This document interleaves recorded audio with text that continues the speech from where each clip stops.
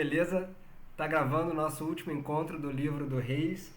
Já é um encontro que começa com um livro com outra cara, né? Aqui tem um outro livro de teoria de resposta ao item que vai dar lugar aos encontros que a gente faz do Reis, mas agora nós vamos discutir teoria de resposta ao item. Sempre nesse mesmo horário, sempre nesse mesmo dia. Da próxima semana já começa o Danilo e eu vou hoje finalizar o livro do Reis, que é esse daqui que está na tela de vocês. A gente pode baixar esse livro. Opa, a gente pode comprar esse livro na Amazon de uma maneira legal. Então vamos lá. Preparei aqui os slides. É um slide um pouquinho longo, mas eu espero que não seja chato. Lembrando aquele início de sempre, não é? Agora a gente tem um Process número versão 3, é uma coisa nova, ainda estou usando a versão anterior. E a gente consegue acessar o site do Reis, pegar o Process lá, instalar sempre como administrador, que aí o SPSS vai ficar mais interessante, ele vai permitir que a gente faça a regressão com mediação e moderação.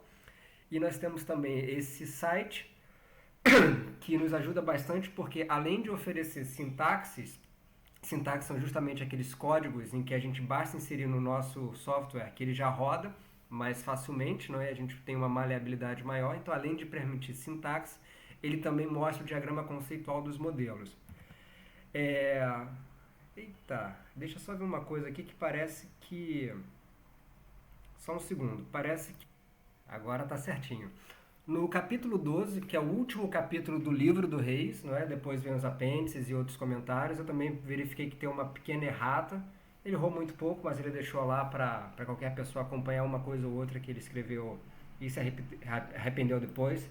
Ele começa o capítulo 12 justamente falando o seguinte: gente, eu vou gastar um momento grande aqui do capítulo 12 para falar do capítulo 1, para fazer uma revisitação dos temas que eu coloquei no capítulo 1.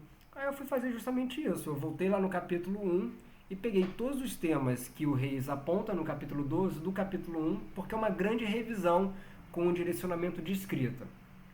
Então vamos lá, no capítulo 1, ele já começa o capítulo 1, lembrando da época que ele fazia o doutorado dele, que ele criou um instrumento, e ele tinha como objetivo, pelo aquele instrumento, avaliar o sentimento que a pessoa tinha em relação ao meio acadêmico, em especial ao ensino acadêmico.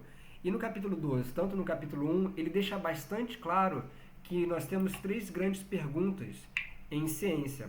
Uma pergunta é a pergunta do se, que é a pergunta que normalmente a gente se faz, né?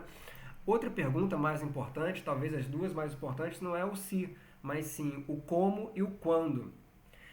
Será que a exposição ideal de magreza tem efeito na autoestima e dissatisfação corporal? Essa é a primeira pergunta que ele coloca no livro. Ele traz de novo, ele passa novamente por esse local no capítulo 12.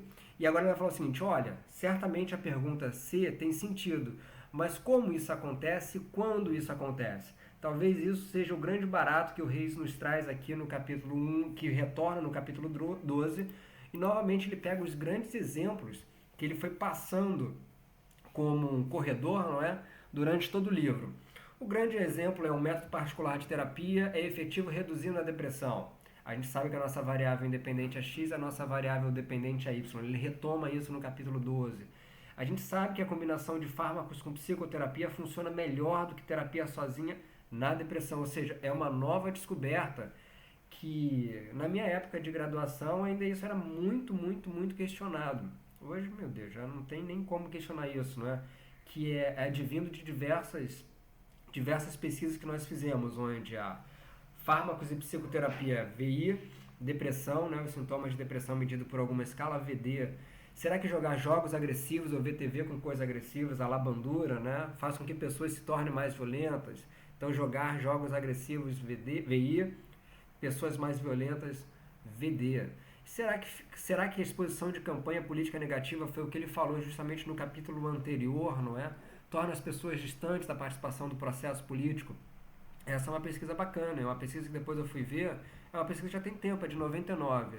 E depois, será que filhos de pais separados estão mais dispostos a desenvolver problemas comportamentais do que os filhos de pais casados? Então a nossa variável independente é filhos de pais separados e a variável dependente é problemas comportamentais. Ele retoma esse aspecto metodológico. O capítulo 12 é um capítulo muito relacionado a método. e novamente ele define o que ele chama de mediação, o que ele chama de moderação e quais são os paralelos que nós encontramos no que nós habitualmente fazemos, que são modelos de regressão. Às vezes linear simples, às vezes linear múltipla, mas ele começa o seguinte, olha, isso no capítulo 12, retomando o capítulo 1, não é? A pergunta que deve ser feita é sempre como x afeta y e quando isso ocorre ou não ocorre. Então, normalmente o problema que nós temos é esse, e o modelo mais simples que nós podemos entender nessa estrutura é o modelo que nós temos três variáveis. Uma variável é a variável dependente, que é a variável y, e nós temos duas variáveis aí nessa cadeia, não é? Temos a variável x, que é a nossa variável focal, nosso preditor focal, e a variável m, que é a variável que faz a mediação.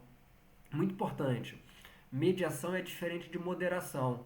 A mediação, nós já vamos ver, ela é muito parecida com uma regressão múltipla, enquanto a moderação ela é muito similar com a interação que nós temos numa nova de duas vias, ou mais vias, ou uma nova fatorial. Já na moderação, a pergunta também é como x afeta y e quando isso ocorre ou não, mas justamente a associação entre duas palavras é moderada quando o tamanho ou o sinal depende de uma terceira variável, ou seja, essa terceira variável é que de fato ela conta mais ponto, ela vai fazer uma interação com a nossa variável independente e ela vai determinar o quanto essa variável independente vai ter efeito na variável dependente. Inclusive tem uma modificação em relação ao diagrama, não é? Um diagrama é um diagrama triangulado, o outro diagrama é um diagrama mais em formato T invertido. E ele traz novamente a pergunta do capítulo 1. Ele coloca o seguinte, olha, será que a exposição de imagens sobre o ideal de magreza para algumas mulheres tem efeito na dessatisfação corporal? Então você pega um grupo de pessoas, mulheres todas, não é? E você coloca elas para ver um monte de imagens de pessoas com corpos sarados, pessoas na praia, pessoas na academia.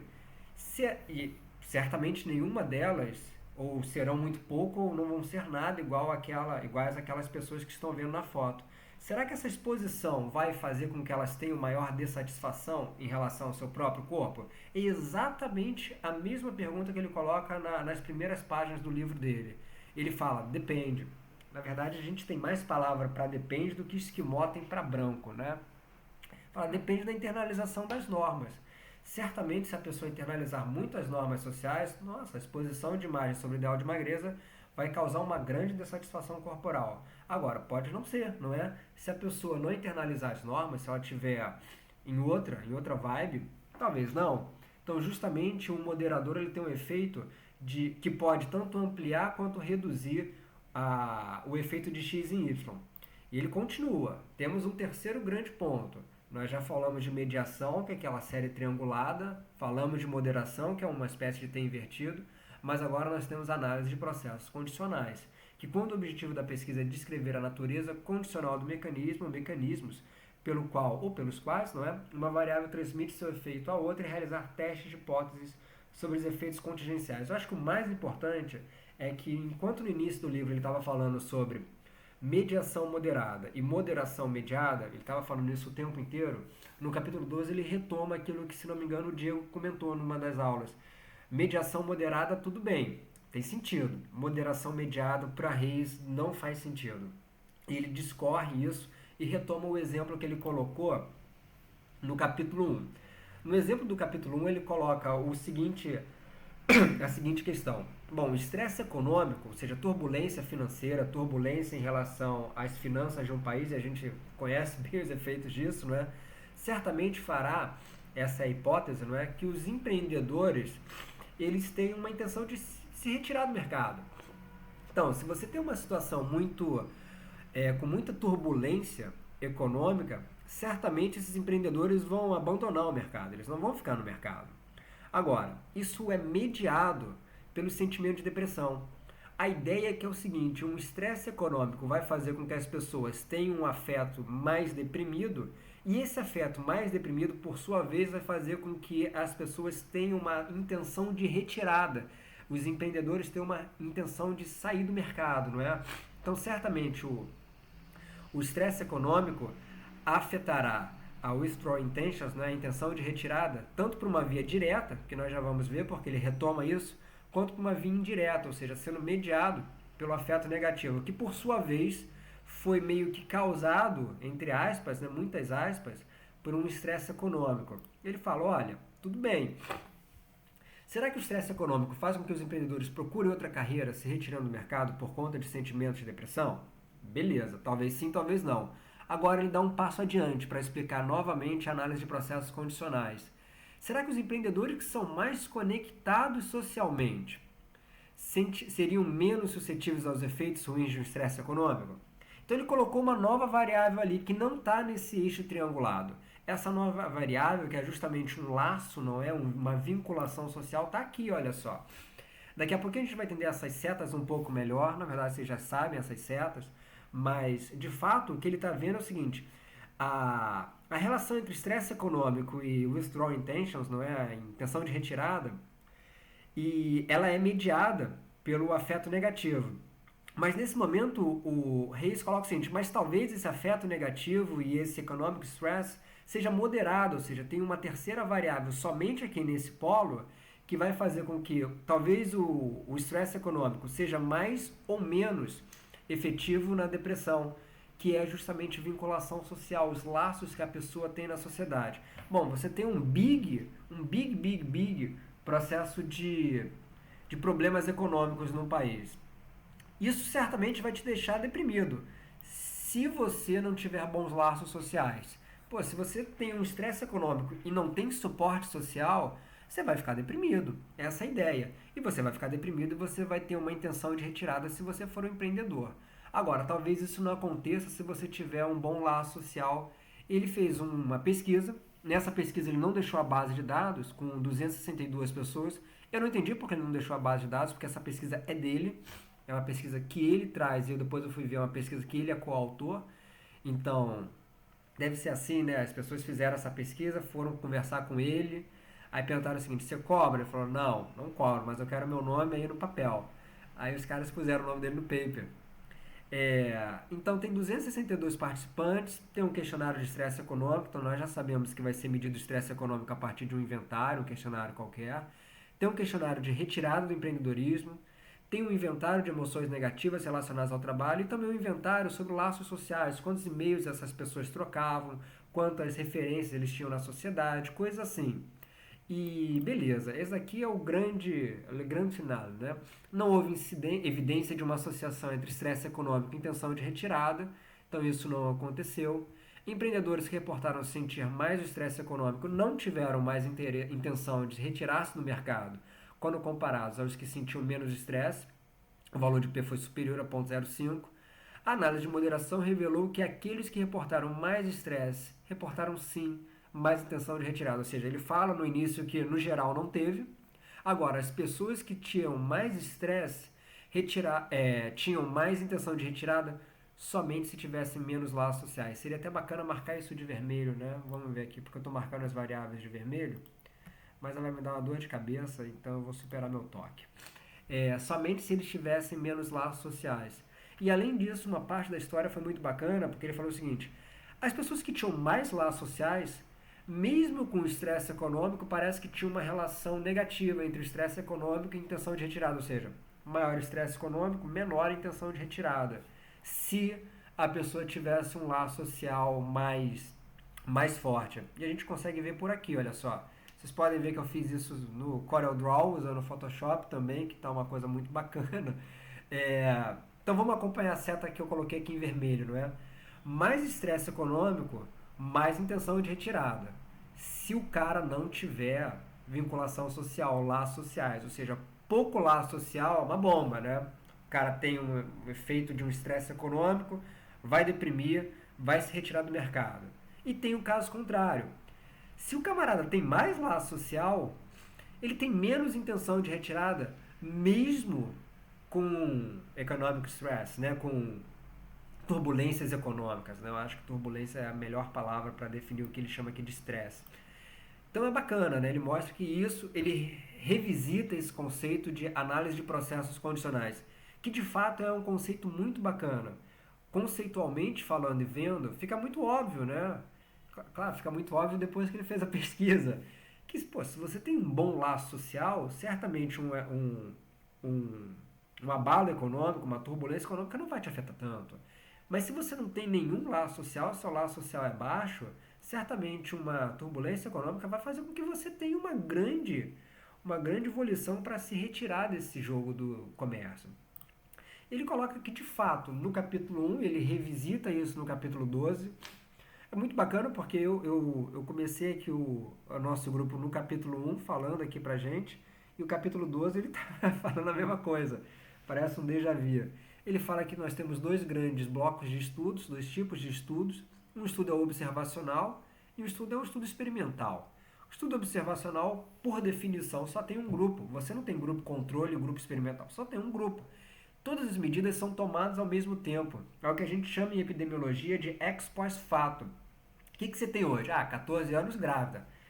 Tá bom, vamos agora dessa realidade tentar chegar a algum motivo pelo qual essa menina está grávida aos 14 anos.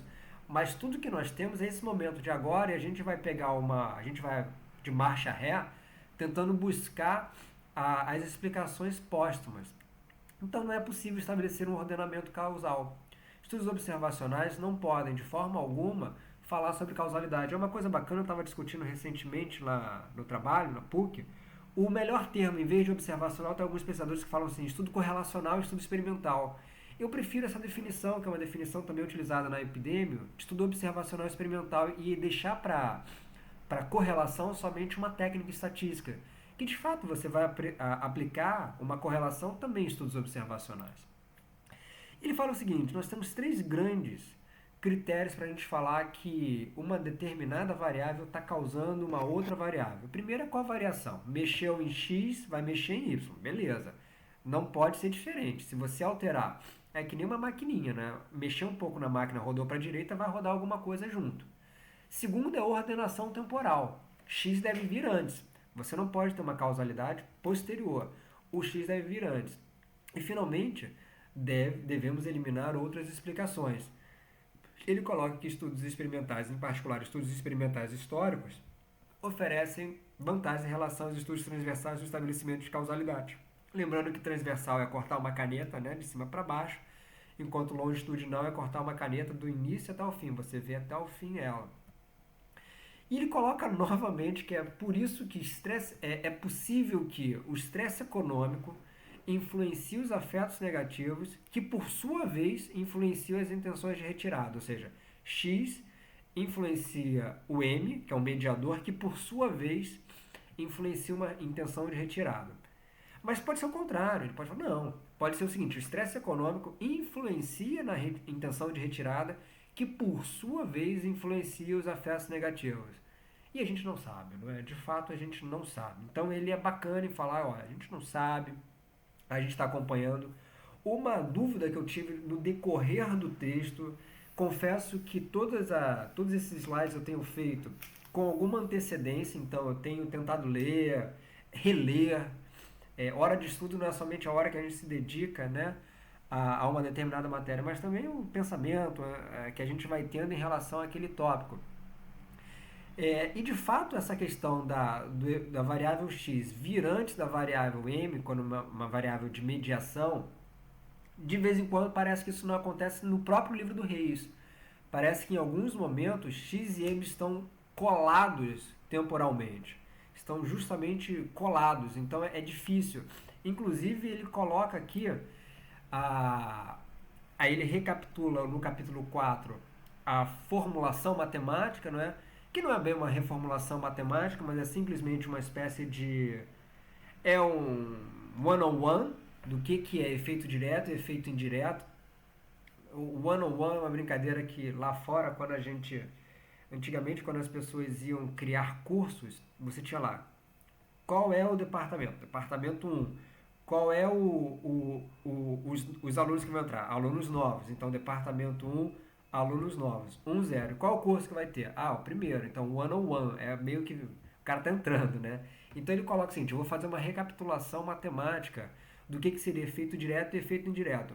Eu abri hoje o SPSS, fiz também, mas eu fiz de uma maneira mais antiga, que eu vou mostrar para vocês. Bom, nós temos aqui do lado esquerdo o PF do Reis, nós temos o lado direito inferior, justamente a regressão linear. Vamos lá. Os coeficientes de uma regressão com mediação e regressão múltipla são exatamente os mesmos. Então aqui a gente tem uma regressão múltipla, em que a gente tem um intercepto, não é? O beta 0, o beta 1 condição, o beta 2 x2, que é aquele justamente, não sei se vocês lembram, daquela pesquisa que ele fez da seguinte forma. Bom, você tem uma condição que é colocar a pessoa numa situação em que ela vai ver uma notícia no início do jornal ou ver uma notícia no meio do jornal, uma coisa assim. Você tem uma reação a essa condição, mas isso só rola se a pessoa tiver uma grande influência pela mídia. Se a pessoa acreditar que a mídia influencia muito os comportamentos, isso rola. Então, de fato, primeiro a gente já começa que a influência da mídia não vem posterior à condição, muitas vezes está antes mesmo da condição, então é aquela uma espécie de trick, né, que o Reis nos coloca, porque ele acabou de falar que a mediação deve vir depois, mas a influência da mídia ela parece vir antes, mas ele coloca isso no capítulo 4 e ele fala o seguinte, olha, então lá, variável independente, condição, ou você vê o artigo no início do jornal ou você vê no meio. Variável dependente, reação, o cara vai ser medido numa escala. Isso vai ser mediado pela influência que a mídia exerce. Eu rodei uma regressão múltipla e eu rodei o modelinho do Reis. Na regressão múltipla, nós temos exatamente os mesmos coeficientes. Então, a variável independente x, o coeficiente 0,25, variável x, o coeficiente 0,25, esse daqui é chamado de efeito direto. A variável PMI, não é a influência da mídia, o coeficiente, o beta, 0,5, variável aqui, que aqui no modelo de regressão múltipla não vai falar que é uma variável de mediação, muito pelo contrário, vai falar que é VI, tanto quanto a variável x, coeficiente igual, 0,506, só está faltando justamente esse coeficiente aqui, que parece que a gente não tem, e o efeito indireto. O efeito indireto nada mais é do que você fazer uma regressão linear simples. Então, eu fiz uma regressão linear simples, ou seja, só coloquei x, a condição, e vi o quanto a condição impactava, tinha efeito na reação, e peguei o coeficiente. E depois eu fiz aquela regressão múltipla, não é? Ou seja, essa regressão que vocês estão vendo aqui do lado direito é exatamente essa mesma regressão que está aqui. Então, eu fiz uma regressão simples e subtraí. O que é o efeito indireto? A subtração do efeito da regressão linear simples pelo efeito da regressão linear múltipla. Esse é o efeito indireto. Ou, fica na cara isso, né? Quando a gente entende isso, fica... Para mim foi muito tranquilo depois que eu peguei essa ideia, não é?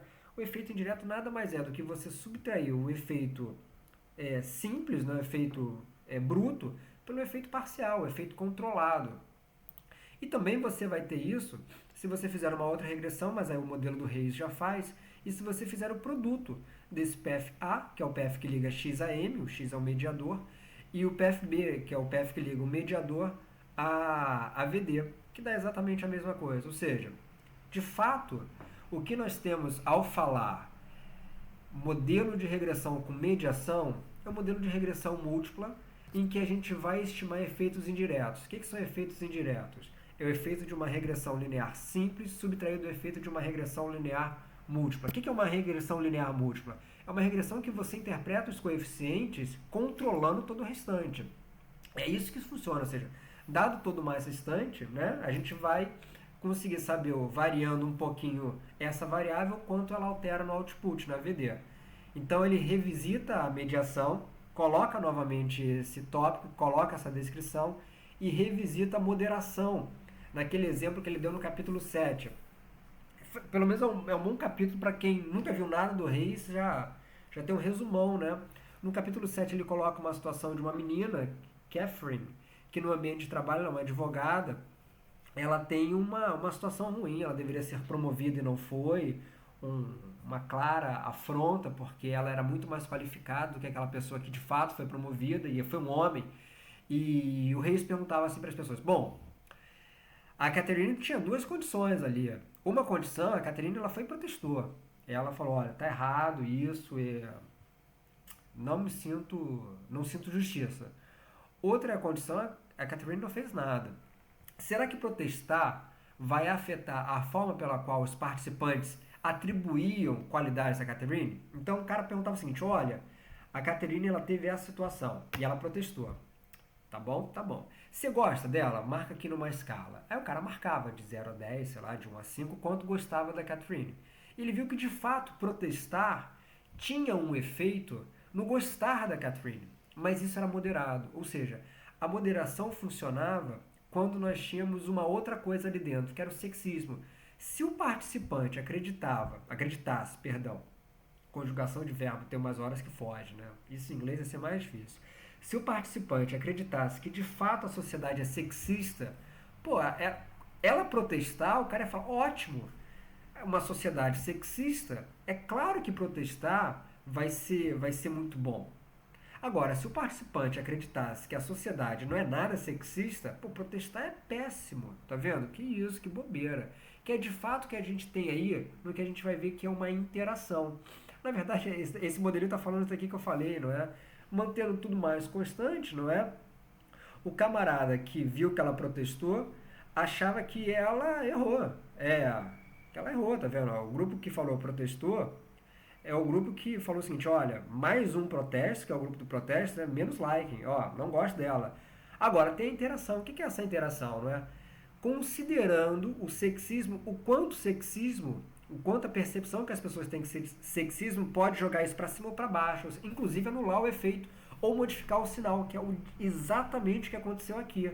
Se a pessoa vê que a Catherine protesta, ele vai falar assim, olha, não gosto dela. Agora, se a pessoa vê que Catherine protesta, mas acredita que a sociedade é sexista, muda a interpretação. Fala, não, tá certo, eu gosto dela. Aí o que eu fiz no SPSS? Eu abri aqui, eu sei que vocês não estão conseguindo ver, mas é tipo fé, né? É acreditar. Eu abri aqui o SPSS e calculei uma variável. O que é essa nova variável? A interação. É a interação entre as duas variáveis independentes. Uma variável independente protesto, outra variável independente sexismo. E vocês estão vendo aqui bem pequenininho, que agora lá a base de dados do Reis tem uma nova variável, que é uma variável que eu chamei de interação, que nada mais é do que o produto dessas duas VIs, e eu rodei uma regressão linear múltipla no SPSS e justamente comparei os resultados, tem que dar igual. E é exatamente isso, ou seja, o que o programinha do Reis nos faz é uma interação que a nova já faz, que a nova... Lembrando que a nova e regressão, elas contam a mesma história, com uma carinha um pouquinho diferente, mas conta a mesma história. Na economia a gente disse que a nova é um caso especial de regressão quando a nossa variável independente é categórica, mas ela conta exatamente a mesma história. A tradição inglesa é falar a nova, pelo Fisher, a tradição americana é regressão, pelo Pearson, mas é exatamente a mesma coisa. Então, de fato, o que nós temos aqui são os mesmos betas, né? Os mesmos coeficientes. E uma coisa bacana é que ele vai nos dar o quanto o R2, que é justamente o coeficiente de determinação, né, o quanto essas variáveis explicam a variabilidade da VD, ele nos dá aqui um output muito simpático, falando, olha só, adicionando uma nova variável, nós temos esse incremento aqui no R2, ou seja, o R quadrado melhora. Lembrando que não importa o R quadrado melhorar se você colocar variáveis ali que são fora da realidade, né, não tem motivo de estarem lá dentro. Aí ele volta finalmente no capítulo 12, ou seja, a gente dá um longo percurso para entrar no capítulo 12 novamente, que ele foca em controvérsias interessantes e vai introduzir alguns procedimentos adicionais. E se deixa essa pergunta que é o que ele pretende responder. Uma variável pode servir como moderadora e mediadora ao mesmo tempo? É isso que ele quer responder. Ele fala que a vasta maioria dos cientistas concordam que a teoria deve guiar o processo estatístico. Então não haveria controvérsia em falar que a teoria ela deve guiar o processo estatístico. Inclusive ele coloca lá uma gíria, né, que na verdade a teoria é o grande motor e a estatística nada mais é do que a charrete, é uma coisa assim. Só que ele fala que os resultados estatísticos devem nos recontar aquilo que o nosso cérebro está contando. Não bem o que os números estão falando, que ele diz o seguinte, olha, nosso cérebro é especialista em encontrar padrão, em encontrar sentido nas coisas. Agora, o grande problema começa é quando um padrão de resultado pode ser interpretado de maneiras diferentes, especialmente se esse padrão foi encontrado após um extensivo trabalho de exploração de dados. Sem orientação teórica, nossa habilidade de contar histórias poderiam ser apenas conjecturas ou falsos positivos, né? Então, nesse momento, fica muito claro o que o rei está falando. Olha, tem que ter uma teoria de base. Tem que ter uma teoria. Só que 2 páginas depois ele dá uma modificada. Eu também achei estranho, porque 2 páginas depois ele fala o seguinte, olha, concordo com isso, mas quando nós aprendemos alguma coisa analítica, isso pode alterar a forma pela qual pensamos. E Greenwald, observou que muitos avanços científicos são mais resultantes das inovações do método do que da inovação da teoria. E ele copia a frase do Greenwald, que eu ainda não tive tempo nem consegui lembrar mesmo de buscar o original. Ele fala que nada é tão teórico como um bom método. É uma boa frase para a gente colocar no cabeçalho, né, de qualquer coisa que a gente vai escrever. Então, de fato, um minuto depois ele falou, mais ou menos, né? A teoria é importante, mas nada é tão teórico quanto um bom método. E ele fala o seguinte, vou deixar aqui para vocês. Então ele não esboça corretamente para qual caminho ele vai, né? Se é um caminho assim do teórico puramente, ou um caminho do método o tempo todo. Não sei se há uma distinção clara entre essas duas vias.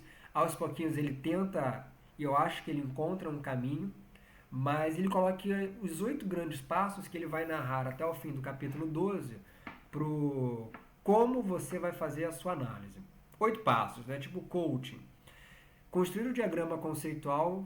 Vou deixar a nota que meu PowerPoint de vez em quando altera para inglês, aí parece que eu sou muito analfabeto, que ele vai fazer uma mistura.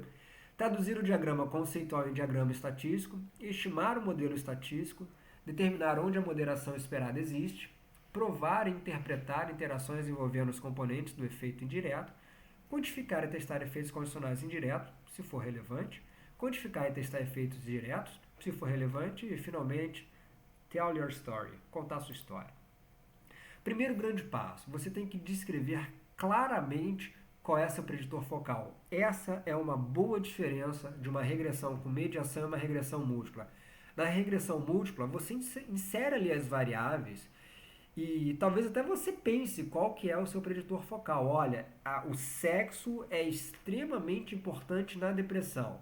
Então eu vou colocar sexo VI, escala de depressão VD. Agora, a grana que o cara tem no banco é menos importante, mas também é uma VI. Numa regressão múltipla, você vai colocar sexo e grana que a pessoa tem na VI e você simplesmente vai explicar a ordenação das variáveis.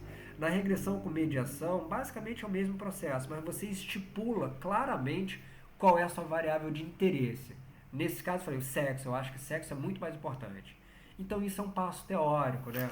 Ou talvez uma hipótese que a gente chamaria, como Thomas Kuhn falava, de hipótese forte. Eu acho isso e pronto. Fazer a ligação entre x e y através das variáveis que você considera interveniente, que x influencia e que você acredita que influencia também y.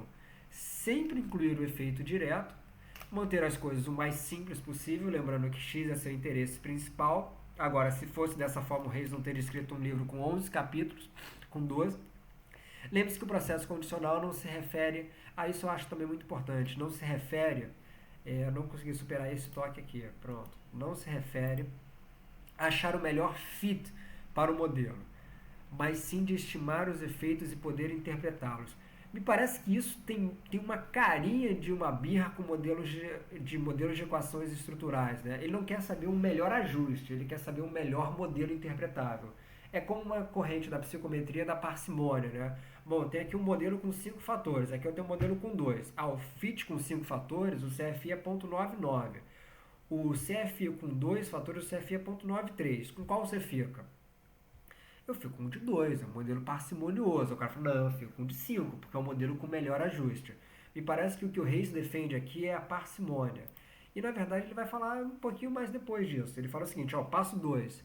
Traduzir o diagrama conceitual e o diagrama estatístico. No mínimo vão ter 2 equações. A gente não estima o nosso modelo conceitual, mas ele não faz conta. Ele fala o seguinte, como regra geral, a variável A aponta para B. Dessa maneira, A é o preditor focal para B. Se o efeito da variável em B é moderada por uma variável C, então a equação vai incluir a C como um produto da A e dos preditores da C. Não viole essas regras. Na verdade, não dá para violar essas regras, a não ser que você faça na mão. Se você fizer em qualquer pacote estatístico, você não consegue violar essas regras. E ele fala o seguinte, vamos estimar o modelo estatístico, ele deixa lá claro que ele utiliza o MQO, né, o mínimos quadrados ordinários, que é, fiz questão de trazer aí o nosso teorema que prova, né, o teorema de Gauss-Markov. É justamente a partir do teorema de Gauss-Markov que a gente descobre todas as propriedades do MQO, mínimos quadrados ordinários, que é esse nosso amiguinho aí, x' x menos 1, matriz de x, faltou o linha ali.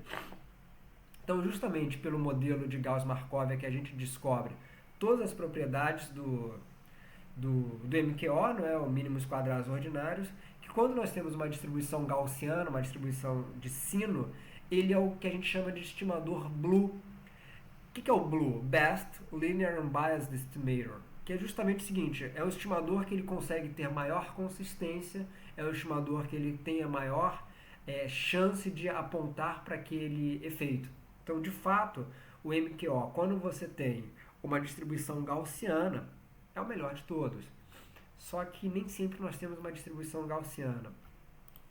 O passo quarto, vamos lá, é determinar onde a moderação esperada existe. E ele cria aqui uma situação que é o seguinte. Suponha que você tenha proposto que o efeito de X em M é moderada por W. E que o efeito de M em Y é moderada por Ni. Beleza, então você tem lá. X vai influenciar M somente se W fizer alguma coisa. M vai influenciar o Y somente se o V ou o Ni fizer alguma coisa.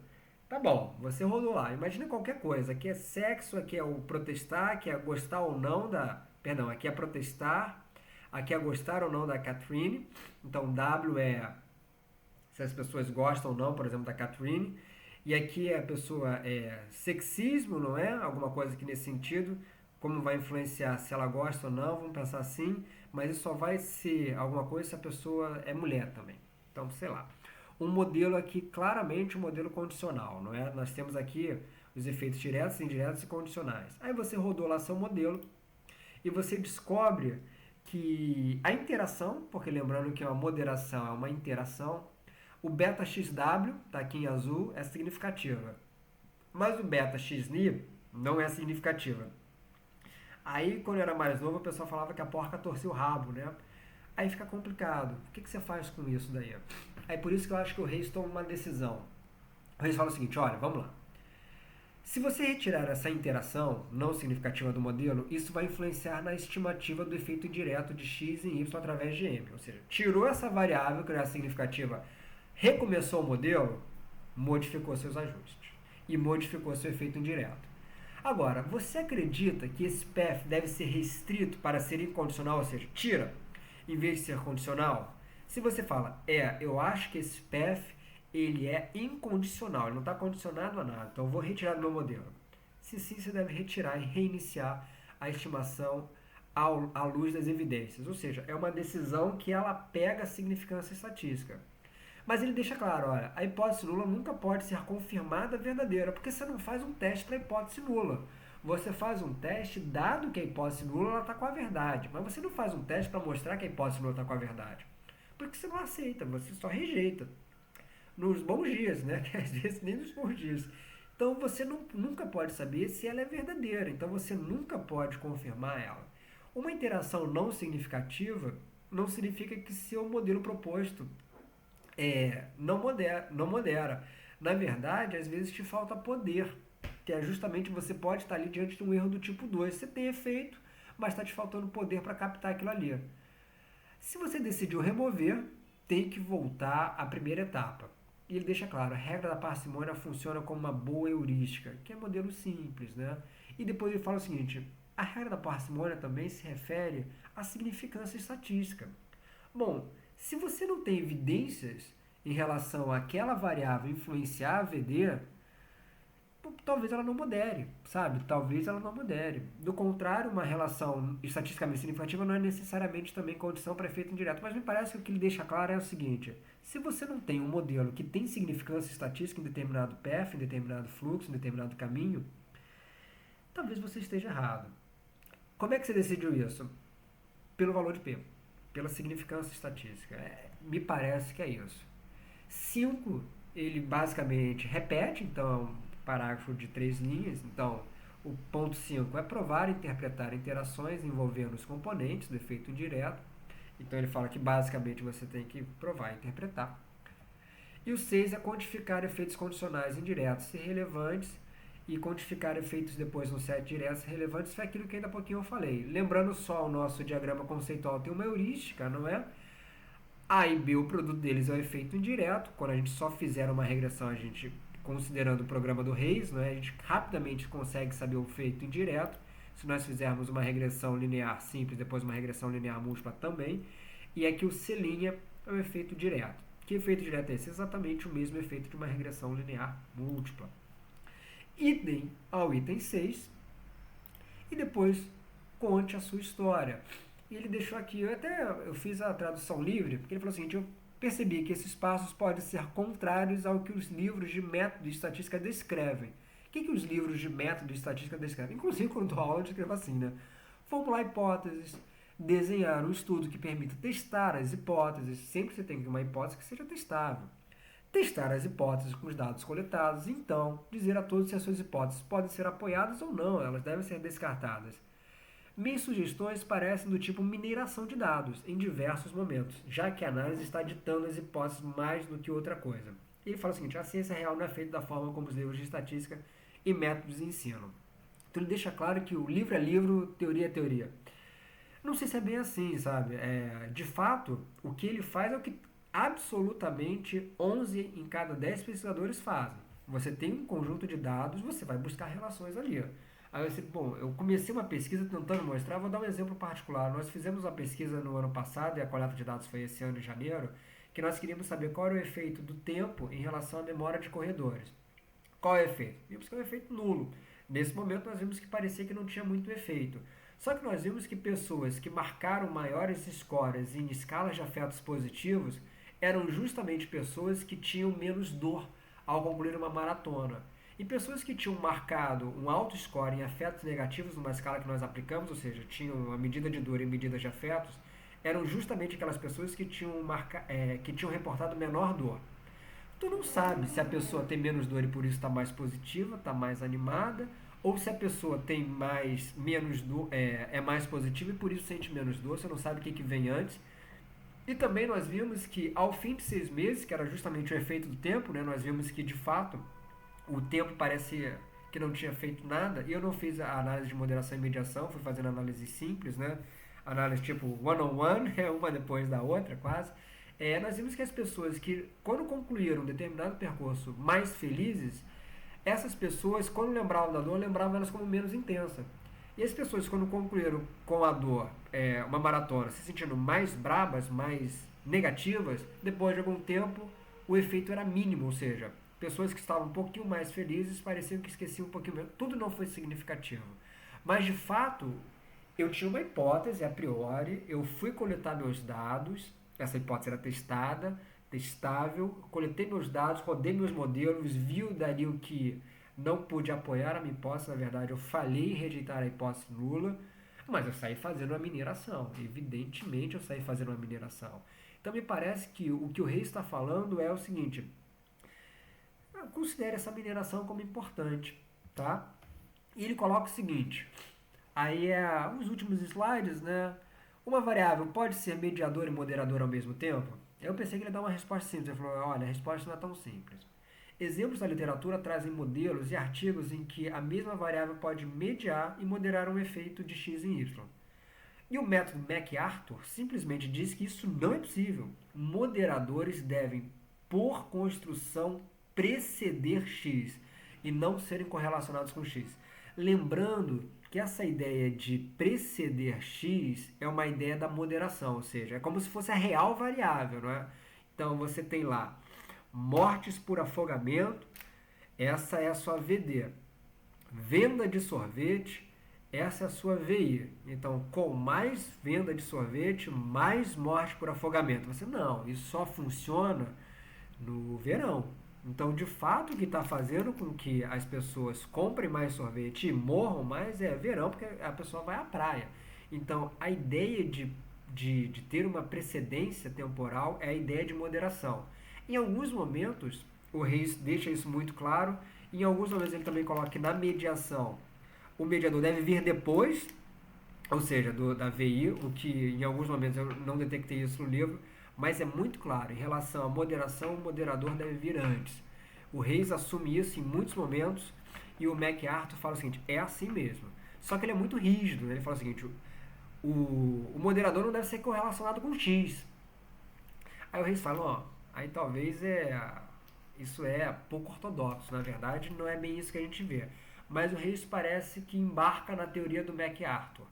Aí depois ele muda um pouquinho, ele fala assim, olha, tem uma boa teoria, que é a teoria do Cramer et al. É uma teoria de 2002, depois de 2008, que é o seguinte, ele tem uma espécie de passo a passo. X deve preceder temporalmente M e ser relacionado a M, ou seja, agora o X vem antes.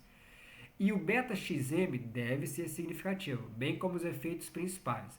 O Reis, no início do capítulo, ele fala, no início desse tópico, perdão, ele fala, essa é uma boa solução. Depois ele fala o seguinte, a solução é parecida com a do Barry Kenny, que tem aquilo ali, se você tiver X em Y não significativo, para. Ele fala, olha, parece muito com a do Barry Kenny, então por isso tem a mesma fraqueza. De fato ele não responde. Essa é uma pergunta que ele deixa assim, olha, tem gente atirando para tudo quanto é lado. Ele encerra o capítulo fazendo uma crítica, sabe, muito forte, mas comentando que não deveria ser feito, é que é muito fácil, quando o moderador propõe essa categórica, homens e mulheres, jovens e adultos, você simplesmente fazer um split base, você divide seus dados, faz uma análise com os homens, faz uma análise com as mulheres. E pronto. Aí a gente fala, olha, não é assim.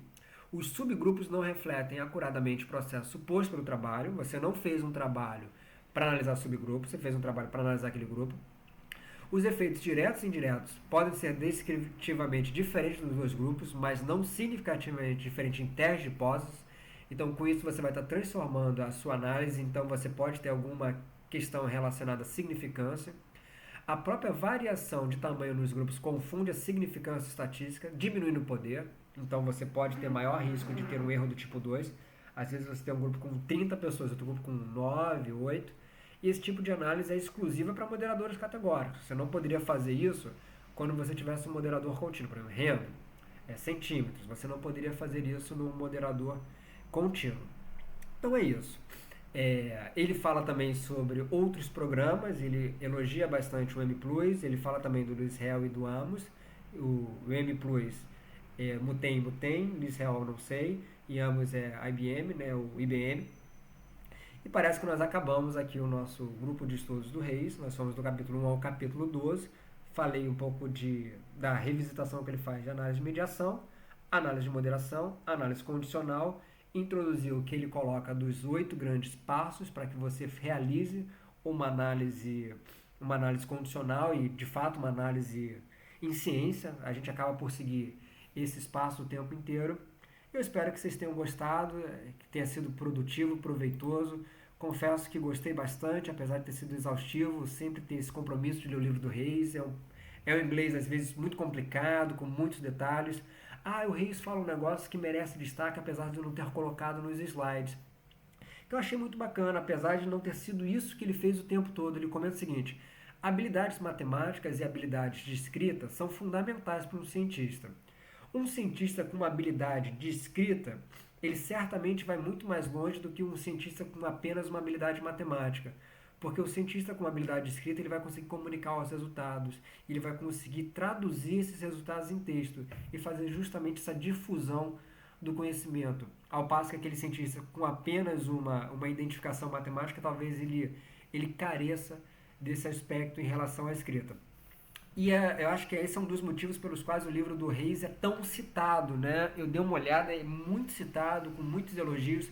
É porque, apesar de ser longo e muitas vezes muito cansativo nos exemplos, ele escreve.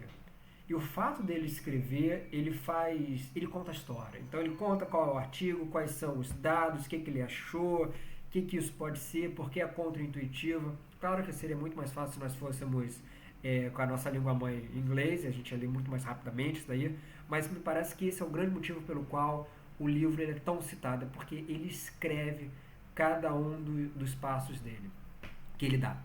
É isso, pessoal. Eu vou aqui acabar a gravação, vou fazer o upload lá para o nosso canal. Espero que isso tenha sido produtivo para todos nós e vou abrir os microfones.